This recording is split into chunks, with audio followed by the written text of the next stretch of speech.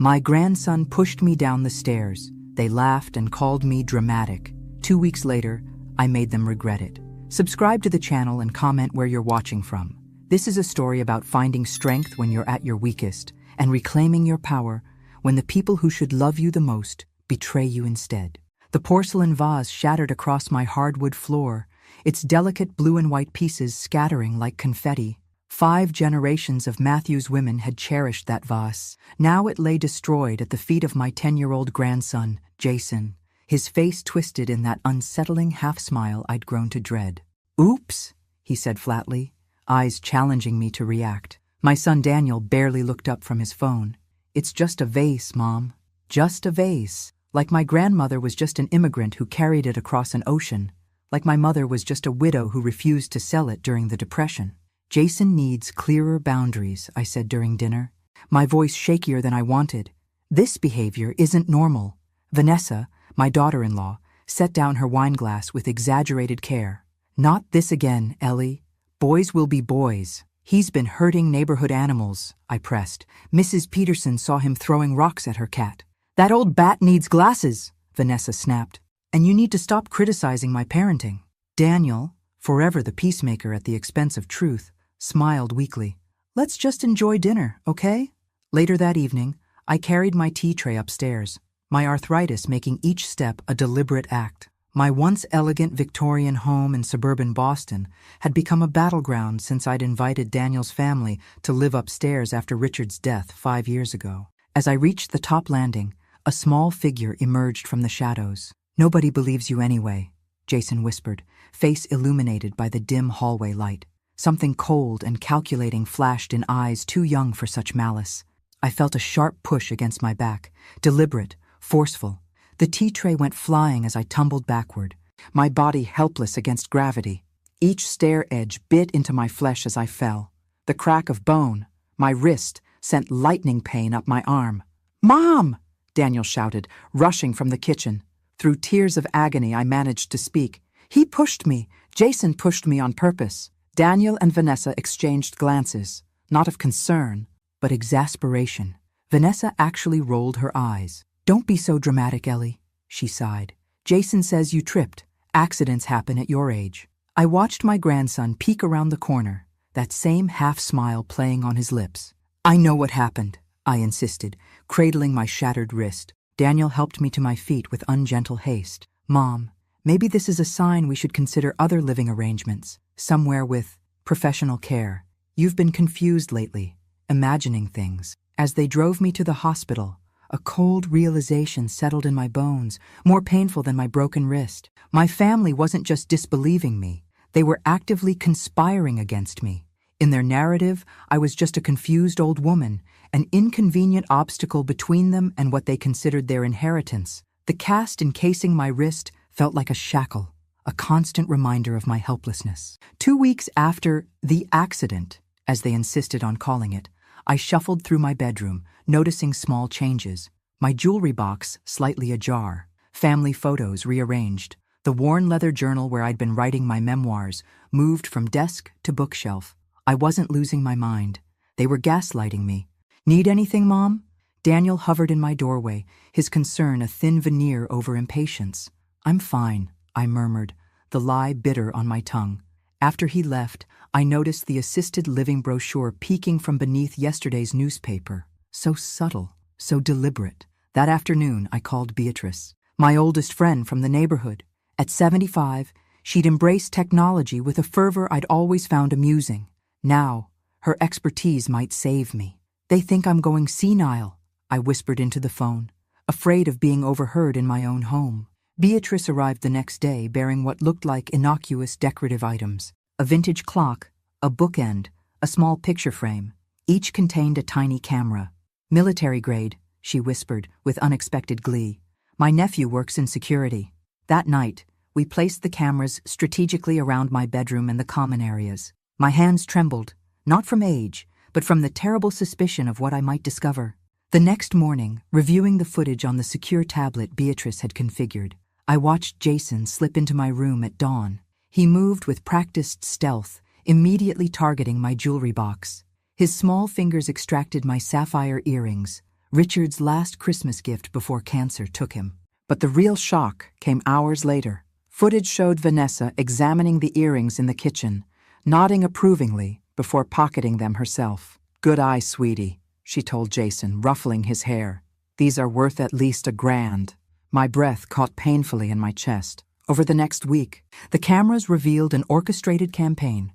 Jason regularly invaded my space, taking items both valuable and sentimental. Daniel accidentally spilled coffee on my manuscript. 40 years of research on women poets of the Victorian era. Vanessa moved my medications, claiming I'd misplaced them myself when I couldn't find them. The final straw came during Sunday brunch with their friends. Jason brought his classroom's pet hamster for the weekend. In my bathroom, the camera captured him holding the terrified creature underwater, his expression curious rather than cruel, as if death were simply an interesting experiment. When the animal stopped moving, Vanessa helped him dispose of the evidence. "We'll tell Mrs. Evans it escaped," she said calmly. "These things happen." That night, I overheard them through my slightly opened door. "The house would sell for at least $1.2 million in this market," Vanessa whispered. "Plus, whatever's left of her savings and investments. And Jason's college fund," Daniel added. "Almost $350,000 now." "She's not going to need any of it in a nursing home," Vanessa replied. I closed my eyes, a strange calm replacing my fear. In that moment, Eleanor Matthews, widow, professor emerita, mother, grandmother, died, and someone new, someone with nothing left to lose, was born in her place. "The pain still bothers you?" Dr. Sheldon asked, examining my healing wrist. "The physical pain is manageable," I replied carefully. Something in my tone made her pause. She was young for an orthopedist, maybe 40, with keen eyes that missed nothing. "Mrs. Matthews, is everything all right at home?" For a moment, I considered telling her everything, but what could she do? Call Adult Protective Services? Without proof, it would be my word against theirs, a contest I'd already lost once. "I'm fine," I said automatically. As I gathered my purse to leave, Dr. Sheldon handed me a business card. "This is Caroline Winters. She's a social worker who specializes in elder rights." "I don't need—" "Just take it," she interrupted gently. "Sometimes talking helps." I slipped the card into my pocket where it burned like a hot coal. 3 days later, after Vanessa helpfully suggested I sign power of attorney over to Daniel, I found myself in Caroline's office, a warm space filled with plants and comfortable chairs. "Elder abuse takes many forms," Caroline explained, her voice matter of fact. "Financial exploitation is actually more common than physical abuse." "I'm not being abused," I protested weakly. Caroline's smile was kind, but knowing. "Then why are you here, Eleanor?" That simple question broke something inside me. The story poured out: Jason's cruelty, Vanessa's manipulation, Daniel's betrayal, the cameras, the college fund they were already counting as theirs. "I've lost everything," I concluded. Exhausted. My dignity, my family, my home. "Not yet, you haven't," came a voice from the doorway. A tall, silver-haired woman with impeccable posture stood there, radiating the kind of confidence I'd once possessed myself. "Eleanor, this is Martha Sullivan," Caroline introduced us. "She leads our support group." Martha sat beside me, taking my trembling hands in her steady ones. 2 years ago, my son and his wife tried to commit me to a memory care facility for the crime of refusing to sell my beach house to fund their failing business. "What did you do?" I asked. Martha's smile was fierce. "I reminded them that age isn't a disease, and being underestimated is a temporary condition." That afternoon, I attended my first support group. The stories stunned me. Educated, accomplished men and women being systematically stripped of their agency by the very people who should protect them. Martha introduced me to George Harrington, a silver-haired attorney who specialized in elder law. "Your case is unfortunately common," George said during our consultation, "but with some uncommon elements that work in our favor." "Such as?" "The college fund. Tell me about its origins." I explained how James, my first husband and Daniel's father, had established it before his premature death when Daniel was 14. Richard, my second husband, had continued contributing to it. Now it contained nearly $350,000, with me as sole trustee. George leaned forward. "Here's what they don't know, Eleanor. That money is legally designated for educational purposes, but as trustee, You have considerable latitude in how those purposes are defined. For the first time in weeks, I felt a glimmer of something beyond fear. Not quite hope, but its dangerous cousin, possibility. They think you're deteriorating mentally? George clarified, making notes in his leather-bound portfolio. That's what they're telling everyone, I confirmed, sliding the assisted living brochures across his desk. Vanessa leaves these everywhere, then gaslights me when I mention them. We sat in George's oak-paneled office, surrounded by law books and the quiet competence of generations of legal practice. With Martha's encouragement, I'd expanded my documentation. A journal recording daily incidents, video evidence meticulously backed up on external drives, and photographs of items Jason had stolen. Perfect, George nodded. Now we move to phase 2, strategic compliance. The strategy was elegant in its simplicity. I would appear to be declining exactly as they expected. I would become slightly more forgetful, a bit more dependent, occasionally confused about dates or names. Give them the false confidence they need to make mistakes, Martha had advised during one of our now regular coffee meetings. People reveal themselves when they think they're winning. I implemented the plan immediately. At breakfast, I forgot which day it was. When Vanessa mentioned an upcoming school event for Jason, I appeared momentarily bewildered. Mom's getting worse, I overheard Daniel tell Vanessa that night. Maybe we should accelerate our timeline. Their timeline. My opening. The next morning at the bank, I met with Thomas Bradley, my financial advisor for 20 years. Someone's been attempting to access your accounts. Eleanor, he confirmed gravely, using your social security number and claiming to have power of attorney. My son, I said, the words like ash in my mouth. Thomas's expression hardened. We denied access, of course. Under George's guidance, I began restructuring my assets. Nothing dramatic enough to raise alarms, just enough to secure what was mine. Meanwhile, at home, I leaned into my role. When Vanessa suggested I sign some routine paperwork, I smiled vaguely and promised to look at it later. When Daniel mentioned selling some of my antiques to simplify my life, I appeared to consider the idea. You're making it too easy, Mom, Daniel said suspiciously after one such conversation. I'm just tired of fighting, I replied, infusing my voice with defeat. You know what's best. The flicker of guilt across his face was quickly replaced by resolution, the moral calculus of a man justifying betrayal. That night, Jason reached a new level of cruelty.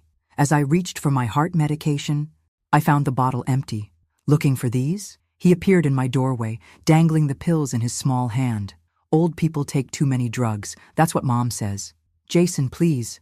I need those. Say please again, like you're begging. His eyes gleamed with anticipation.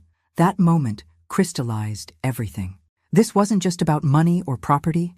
They were systematically destroying me, my grandson through deliberate cruelty, my daughter-in-law through calculated manipulation, and my son through the most devastating weapon of all, indifference. Later, alone in my room, I studied an old photograph from my teaching days. In it, a confident woman with direct eyes and perfect posture stood before a lecture hall, commanding respect without demanding it. Taking a deep breath, I called the number Martha had given me for emergencies. It's time, I said simply. They've escalated. We're ready, Martha replied.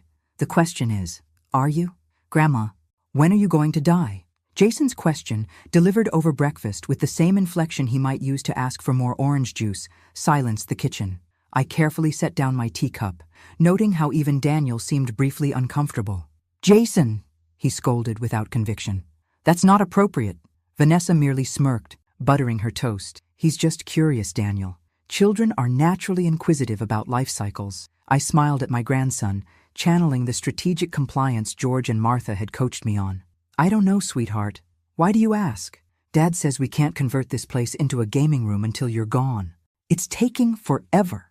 The mask slipped from Daniel's face. Shock, then anger at being exposed, quickly replaced by uncomfortable laughter.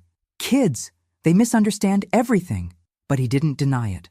That afternoon, I implemented the next phase of our plan. With Beatrice's help, we had secretly removed my most precious possessions over the past week. Family photographs, my journals, the jewelry that remained after Jason's theft, storing them safely at Martha's home. Now came the catalyst. While the family was out, I carefully planted a fabricated bank statement on my desk, showing a large withdrawal to an unnamed account. Then I left for my therapy appointment, which was actually a meeting with George and his financial team. "Everything's in place," George confirmed, sliding documents across his desk. "The Second Chances Foundation is officially established as a restricted educational fund. All we need is your signature." I stared at the papers that would irrevocably transfer Jason's entire college fund, $350,000, into a charitable foundation dedicated to supporting bullying victims and seniors pursuing continuing education. "This isn't legally reversible," I verified. "Completely irrevocable," George assured me. My hand trembled slightly as I signed, not from doubt, but from the weight of the moment. This wasn't just about money. It was my declaration of independence. When I returned home, the fabricated bank statement was gone from my desk, exactly as predicted. That night, I heard Vanessa and Daniel arguing in their bedroom.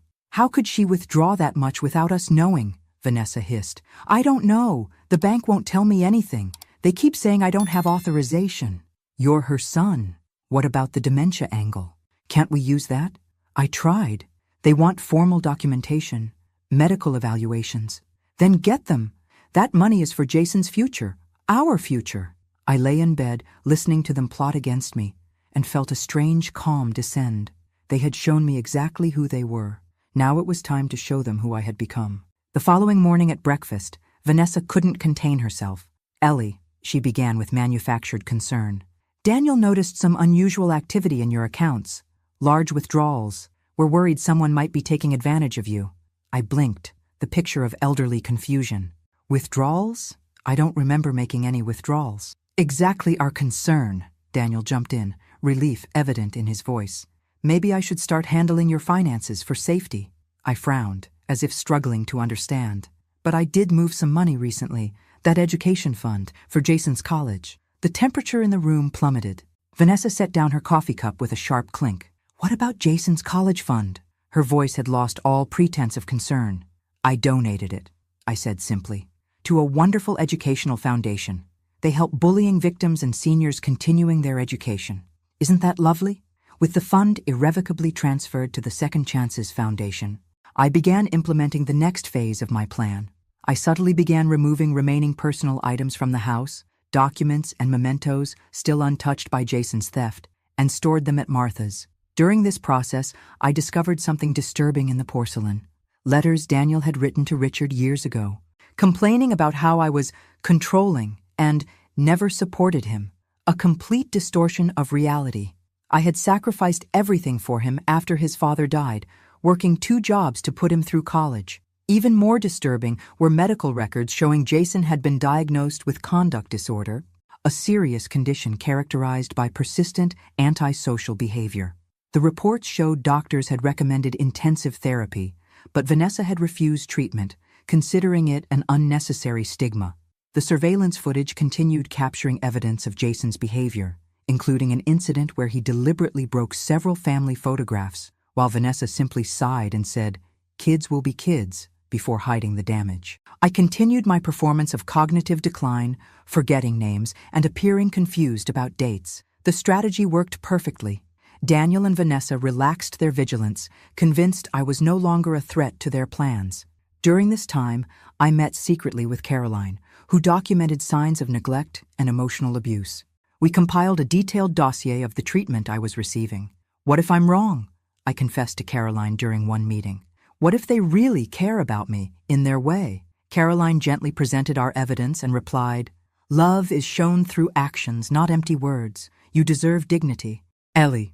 Strengthened by this support, I reconnected with former colleagues from my teaching days. Many expressed shock at my situation, having been told by Daniel that I'd become reclusive by choice. Professor Walter Collins, now directing a creative writing program, was particularly outraged and offered immediate assistance. As I developed plans with my growing support network, Vanessa began more aggressively pushing me to sign property transfer documents. When I asked to consult an attorney first, she exploded. "Why do you need to complicate things? Don't you trust your own son? After everything we've done for you." This outburst happened in Caroline's presence, whom Vanessa believed was just my elderly friend. With a witness present, I finally responded calmly, Trust is a two-way street, dear, and I believe that road has been closed for some time. The shocked look on Vanessa's face confirmed it was time to execute the final phase of my plan. 2 months after the stair incident, I deliberately left a modified bank statement on my desk, suggesting I'd transferred a substantial sum to a personal account. As expected, Vanessa found it while tidying my room. That night, I overheard Vanessa and Daniel arguing heatedly about the money. Vanessa insisted Daniel confront me immediately, while he worried about complicating their plans for my transfer to a nursing home. The next morning at breakfast, Daniel approached the subject casually. "Mom, I noticed you made some transactions recently. Sure you don't want me to help manage your finances?" I appeared confused. "What transactions? What? Dear, I don't remember making any." In the following days, I watched their growing agitation as they made frantic calls, clearly trying to trace the money. Their behavior confirmed exactly what I'd suspected. They had been monitoring my accounts without permission. Finally, during a tense dinner, Vanessa couldn't contain herself any longer. "Ellie, what happened to Jason's college fund? The bank says you emptied it completely." I looked at them with innocent confusion. "Oh, that fund? Yes, I transferred it. I was worried something might happen to me, like falling downstairs, and wanted to ensure the money would be used properly." The silence that followed was deafening. Daniel paled visibly while Vanessa's face contorted with barely contained fury. "What do you mean transferred? Where? That money was for Jason's education," she practically shouted. "And it still is for education," I replied calmly. "Just not exclusively his. The Second Chances Foundation will help many deserving students, especially bullying victims and seniors continuing their education." Their reactions were immediate and revealing. Vanessa exploded in accusations. Daniel alternated between anger and manipulation. And Jason, caught in the crossfire, finally showed his true nature. "You ruined everything, you stupid old woman," he screamed. "It was my money." I simply stood, looked at each of them, and said softly, "No, it wasn't your money. It was a conditional gift, an opportunity you lost through your own actions. Now, if you'll excuse me, I have a bag to pack." Leaving them in shock, I returned to my room where a small suitcase was already prepared. The first phase of my plan was complete. The next morning I was gone. My room remained intact, except for a few personal items and a simple note. "Need time to think. Don't try to contact me." Initially, Daniel and Vanessa weren't concerned, convinced I'd return soon, apologetic and vulnerable. They even saw my drama as an opportunity to accelerate their plans to sell the house. But when days became a week, worry set in. Not for me, but for what my absence meant for their financial plans. Daniel tried accessing my bank accounts only to discover the passwords had been changed and a note added flagging any unauthorized access attempts for immediate reporting to authorities. Meanwhile, I was comfortably settled in an apartment arranged by Martha, just a few towns away. From there, I monitored developments through trusted neighbors and the surveillance system Beatrice helped maintain. The cameras captured revealing scenes. Vanessa and Daniel frantically searching my office for financial documents, Jason inviting friends for destructive parties, and numerous visits from real estate agents, though no sale could legally proceed without my signature.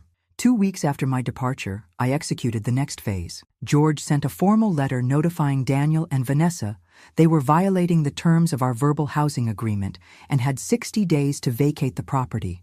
The letter mentioned substantial evidence of elder abuse and attempted financial fraud that would be presented to authorities if they didn't comply. The reaction was chaotic. Cameras captured Vanessa in a rage, breaking objects and screaming accusations, while Daniel appeared increasingly defeated, finally grasping the severity of their situation. My story began circulating in the community. Former colleagues from the literature department, led by Professor Collins, discreetly shared my situation in influential social circles. Neighbors who had witnessed years of disrespectful behavior from my family began openly expressing their indignation. Isolated and desperate, Daniel reported me as a potentially confused, missing elderly person, hoping authorities would return me to the care of my loving family. This backfired when Detective Sarah Jenkins received an envelope personally delivered by George. The envelope contained surveillance footage showing the abuse I'd suffered, including the stair incident, alongside complete financial and medical documentation demonstrating my competence and their manipulation attempts. After thorough investigation, Detective Jenkins located me, not to force my return, but to confirm my well-being and offer additional assistance. 3 weeks after my disappearance, I sent 3 important letters simultaneously. One to Daniel and Vanessa, another to Jason's school, and a third to Daniel's company. The letter to my family was a legal ultimatum prepared by George, detailing their options: voluntarily vacate my house within the established time frame or face formal eviction proceedings, potentially including criminal charges of elder abuse and attempted fraud. To Jason's school, I sent selected documentation of his behavior and his parents' refusal to seek psychological help, requesting a professional evaluation for the child's and his classmates' well-being, including evidence of the hamster incident and other concerning behaviors. The third letter, to the ethics department of Daniel's company, discreetly questioned his use of my personal intellectual property, academic work he had apparently incorporated into a recent marketing campaign without attribution. The effect was devastating. Within days, Daniel faced a disciplinary meeting at work. Jason's school mandated a complete psychological evaluation as a condition for continued enrollment, and George formally began legal proceedings to reclaim my property. Vanessa, finally grasping the seriousness of their situation, attempted a different approach. She arranged a meeting through mutual contacts, presenting herself as a peacemaker. During a tense lunch in a public restaurant, she alternated between emotional appeals and veiled threats. "Destroying our family won't bring you the dignity you're seeking," she argued. "Think about how this will affect your reputation when people learn you abandoned your own grandson." I remained calm and unmoved. "My dear, I didn't destroy anything. I simply stopped rebuilding what you continuously demolished. As for my reputation, perhaps you should consider your own." At the end of our meeting, Vanessa made a final, desperate attempt. She offered to return all items Jason had stolen and promised to get him help in exchange for withdrawing the eviction demands and potential charges. I considered momentarily, genuinely concerned about Jason's welfare despite everything. The problem, Vanessa, is that promises require trust, and some vases, once broken, simply can't be glued back together. Meanwhile, Daniel, facing serious professional repercussions and finally comprehending the gravity of his actions, attempted more sincere contact. In a lengthy letter, he partially admitted his mistakes, though still blaming much on stress and Vanessa's influence. My response was brief but significant.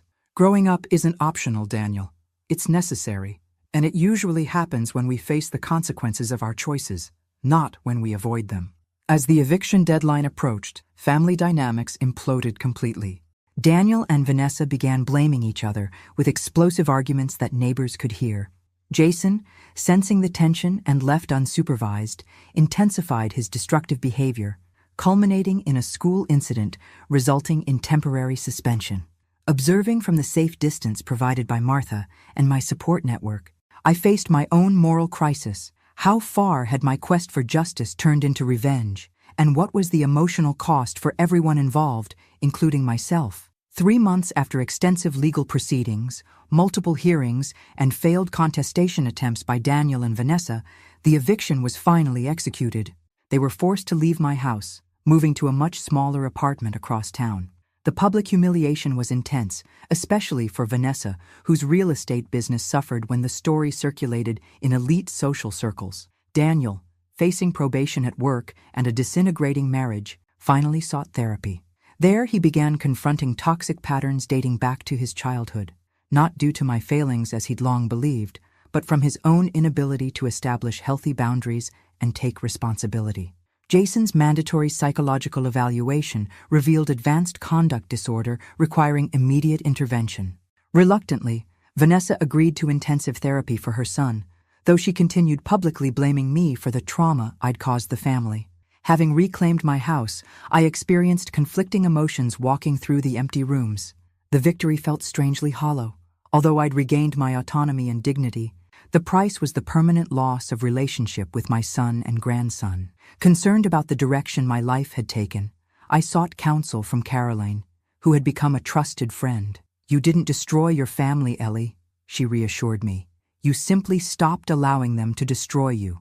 There's a crucial difference." During this reflection period, I received an unexpected letter from Jason, Written under therapeutic guidance, it contained a hesitant apology for the stair incident and stolen items. Though far from complete reconciliation, it was the first sign that perhaps something positive might emerge from the relationship's ashes. Among the returned items were several pieces of jewelry Jason had stolen, including a pearl necklace that belonged to my mother, a tangible reminder that not everything was permanently destroyed. Encouraged by this small progress, I channeled my energy into the Second Chances Foundation. Working with Professor Collins and other former colleagues, I developed programs specifically for children with problematic behavioral tendencies and elderly people facing family abuse. My story, carefully anonymized, became a case study in an ethics course at the local university. When invited to speak to the class as an expert consultant, I found a new vocation: educating young professionals about elder abuse signs and the importance of lifelong autonomy. During one such lecture, I noticed a familiar figure at the back of the hall, Daniel, quietly observing.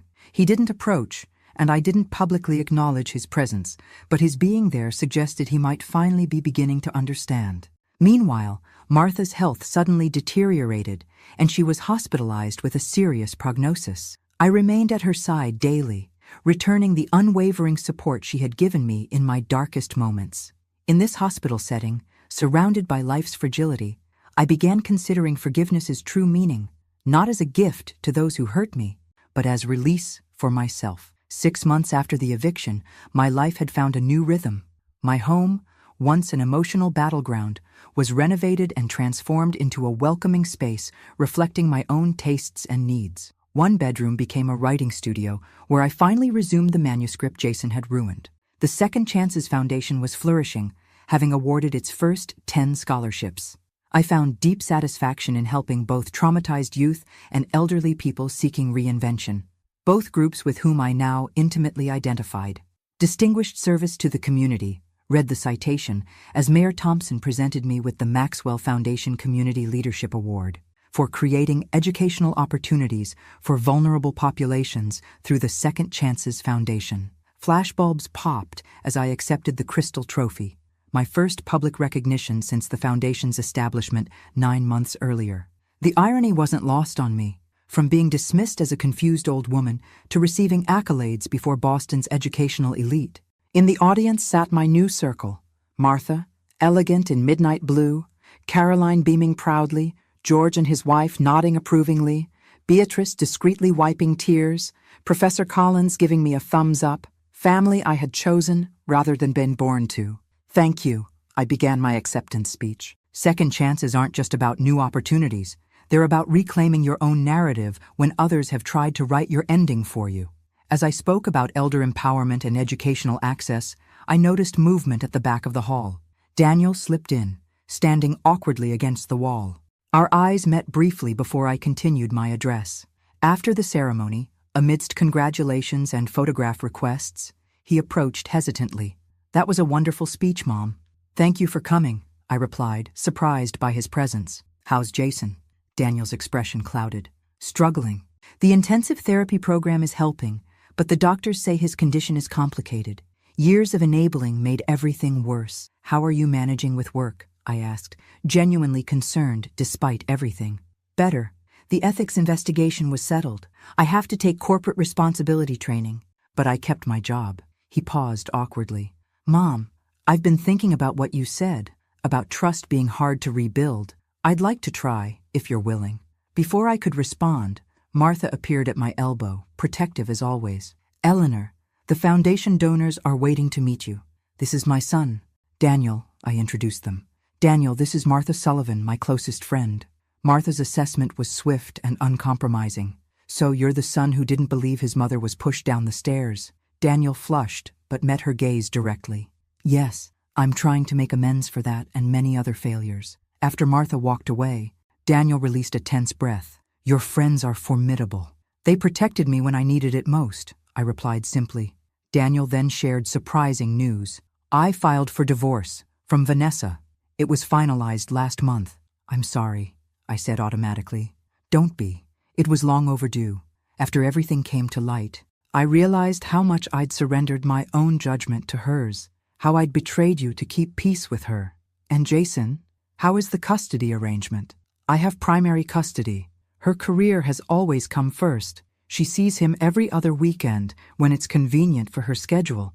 The bitterness in his voice revealed deeper wounds than I'd recognized. Perhaps, like me, he had been manipulated in ways I hadn't fully understood. The foundation referred us to Dr. Winters at Boston Children's, Daniel continued. She specializes in Jason's diagnosis. For the first time, I feel like we're getting actual help instead of excuses. I'm glad, I said sincerely. Would you consider meeting with him? In a therapeutic setting, with his doctor present? His question was tentative, expecting rejection. Dr. Winters thinks it might be important for his progress to make amends, even in a structured environment. I hesitated, conflicting emotions warring within me. The grandmother who loved a troubled child versus the woman who had been deliberately pushed downstairs. I'll consider it, I finally answered. Have Dr. Winters contact me directly. As Daniel prepared to leave, he turned back with unexpected vulnerability. I'm proud of what you've created, Mom. The foundation, your advocacy work. Dad would have been proud too, both of them. The mention of James and Richard, the two men I had loved and lost, touched something deep within me. Not forgiveness exactly, but perhaps its distant cousin, possibility. Rain tapped against the windows of Dr. Winters' office as I waited, hands clasped to hide their trembling.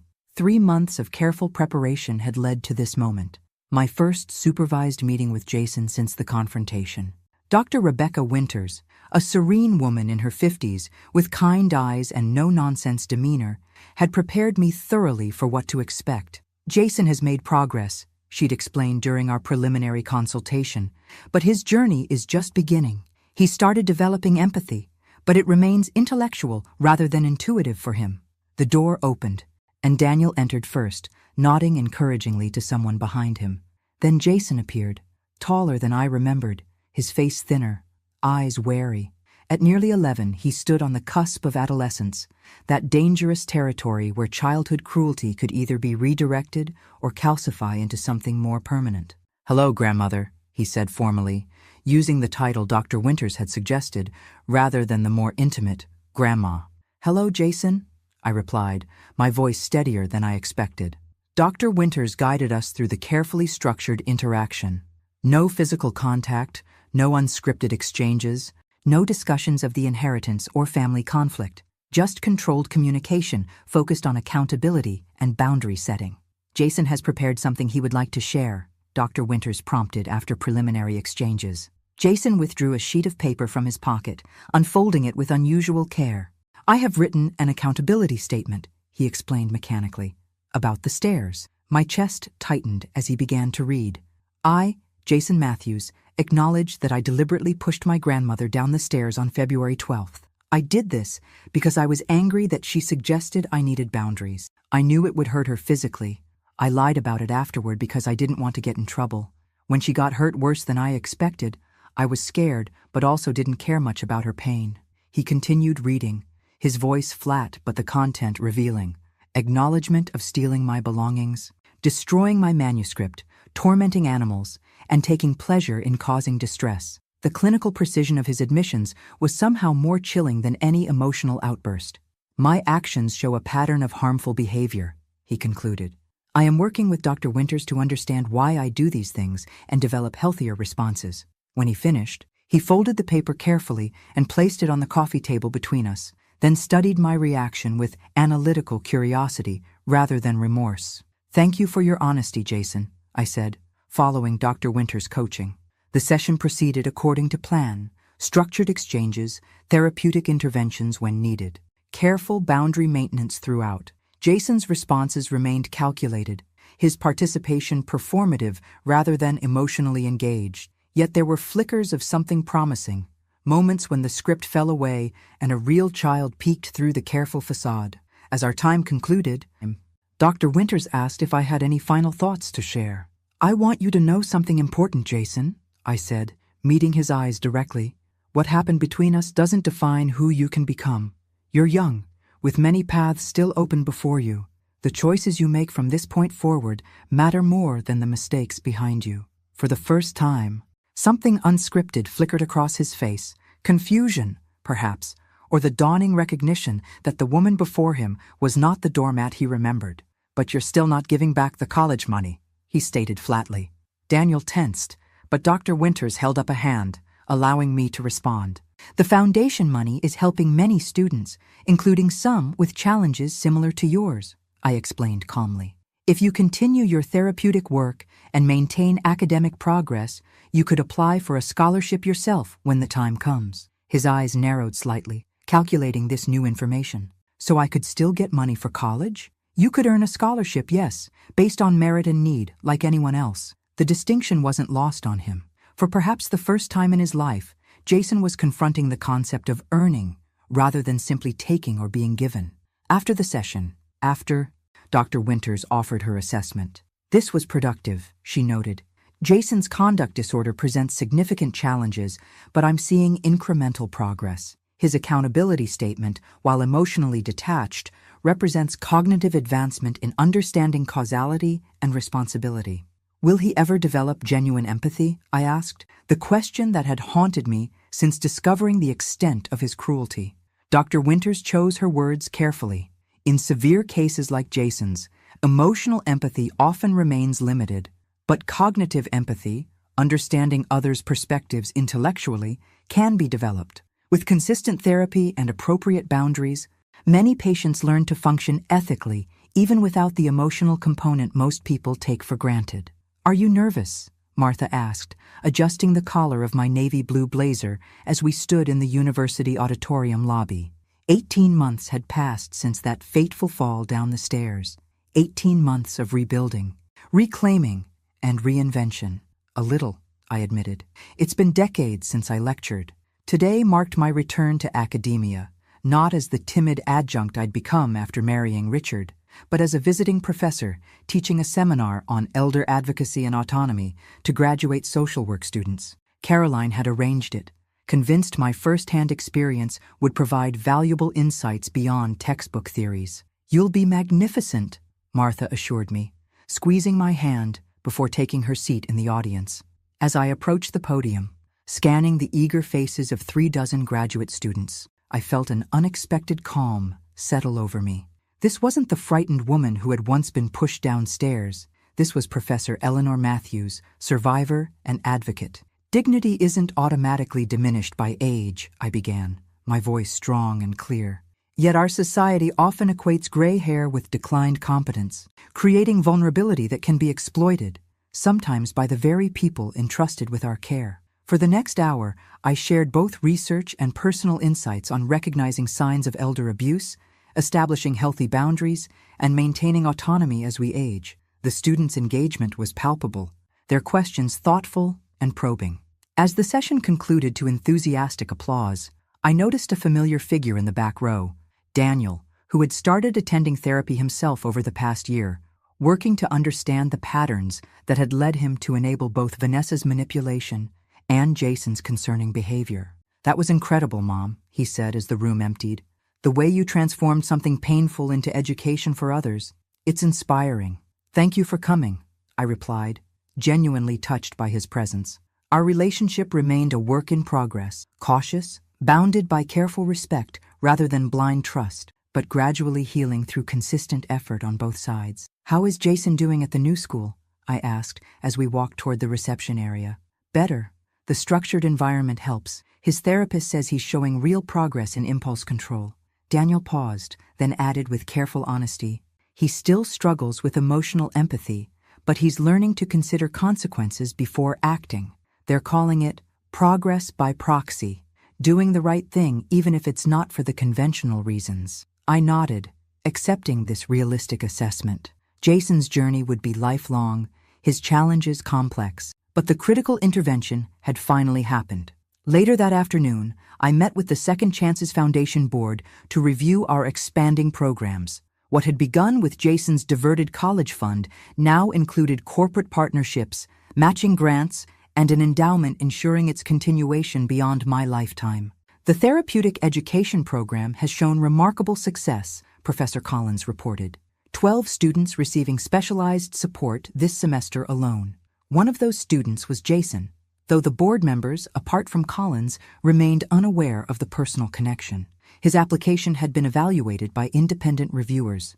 His scholarship based on documented need and therapeutic progress rather than familial obligation.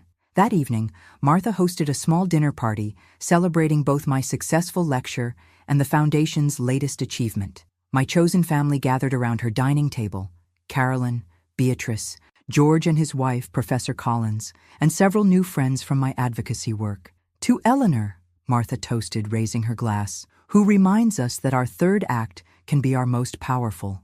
As conversation flowed around me, I reflected on the journey of the past 18 months.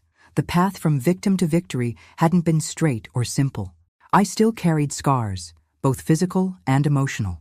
Trust remained a carefully guarded commodity, given conditionally rather than freely. Yet the woman who had emerged from that crucible was stronger than the one who had fallen.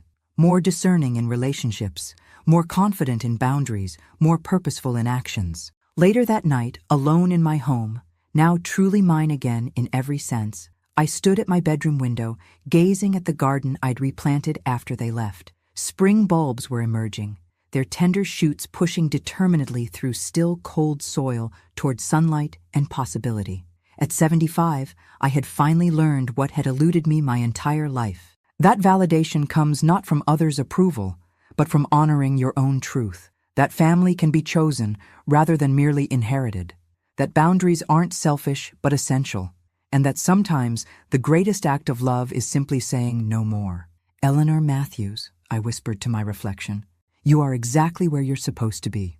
And for the first time in longer than I could remember, that statement felt completely, unquestionably true. Thanks for listening. Don't forget to subscribe and feel free to share your story in the comments. Your voice matters.